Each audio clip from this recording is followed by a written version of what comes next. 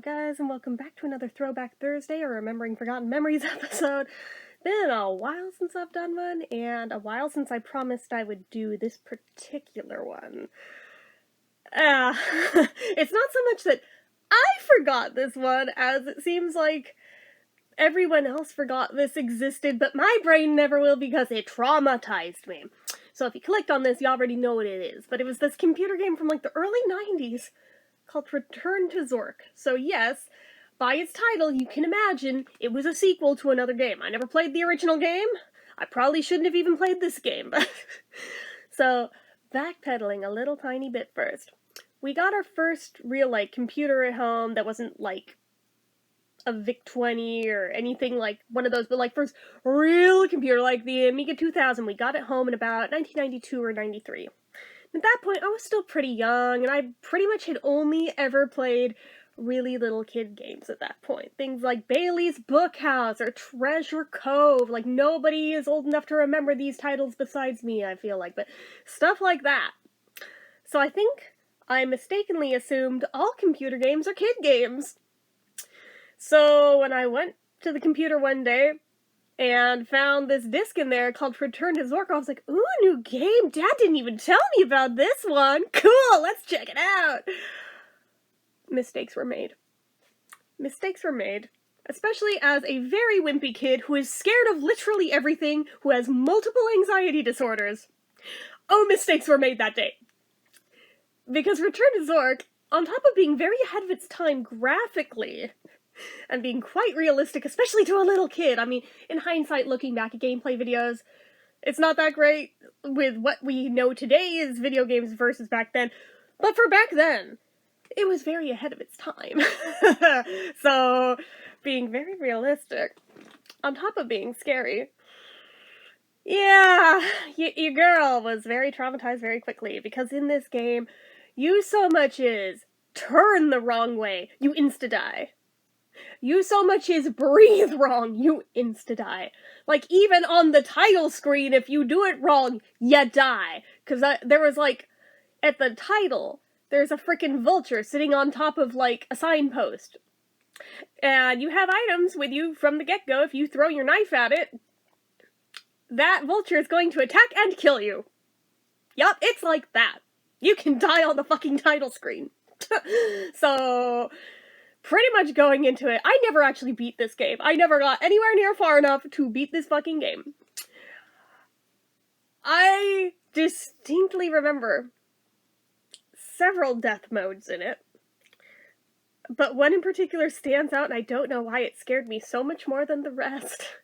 But the fucking Hellhounds. It was like that Greek demonic three-headed dog thing, the Cerebus or Cerebrus or whatever. Yeah, they called it a hellhound in this. Yeah, you so much as just turn the wrong direction, you suddenly hear a dog howl, and insta-death, with the creepy laugh over it. And then you watch your own funeral! Cute! Cute! And on the stained glass window above your coffin, it depicts, in stained glass, the method in how you died. And it has a little rhyme underneath about how you died, in case there is any question of how you died. Yeah, in all of the compilation videos, because I knew damn well, for how many ways, even that I stumbled upon in early levels of the game, that you could accidentally die. There has gotta be compilation videos of all the ways you can die in Return to Zork. And in all the ones I've seen, I've never actually seen the Hellhounds turn up. So in all those videos, they do not even have all the ways you can die. There's still more that are not documented, because that one that was one of the very first moves in the game is not in any of those videos. And it's one of the ones that scared the shit out of me the most. To be fair, I had a phobia of dogs in general at that point. But there is another one where basically if there was anywhere dark in the game, lights off, and you did not light a match or have any type of torch or anything on your person, insta-death by grue. What is a grue? I don't know. I think they made it up. But apparently, if you go in the dark at any point in time, now the stained glass window is just black with two glowing eyes.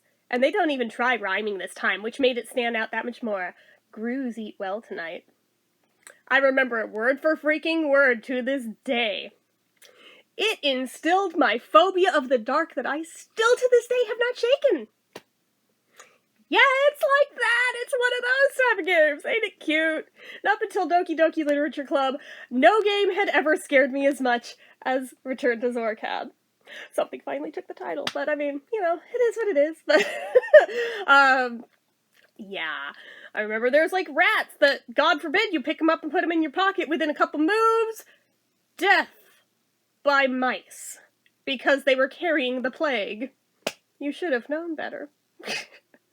There's a drunk dude that, I mean, depending on how you go about it, you can either get him drunk enough to just pass out and steal a key from him, or you can kill him. But if you kill him, on your next move, as soon as you try to move through that room, oh, now you're in the dark, and there's like this weird creepy guy in a trench coat who steals all your damn items and basically gives you this ominous warning. That scared the shit out of me, too.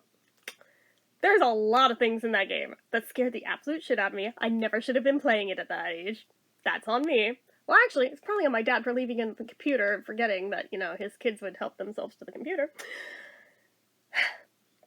I figured, years and years later, in my 20s, I could go back and find gameplay footage of this video, and it's totally gonna be one of those things that, yeah, it scared the shit out of me as a kid, but it totally will be something I laugh at today, right?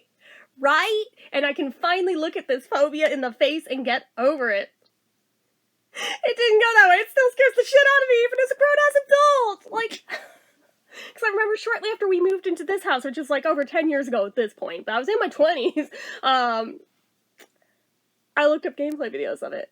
And the second I heard that creepy laugh on the death scenes, I just went rigid and was so scared. I couldn't move from that spot for hours. I was so scared and almost peed my pants. Yeah, and as soon as it got to the one with the grooves, I had made progress in my phobia of the dark to where I had gradually stepped down to, okay, I can maybe sleep without the room lights on, just have like a night light, my lava lamp, and the TV on. Eventually down to, okay, I can turn the TV off and just have the lava lamp and the nightlight going. Yeah, till I saw that video. It re-sparked all of it. It re-sparked it full stop. I am still not over it.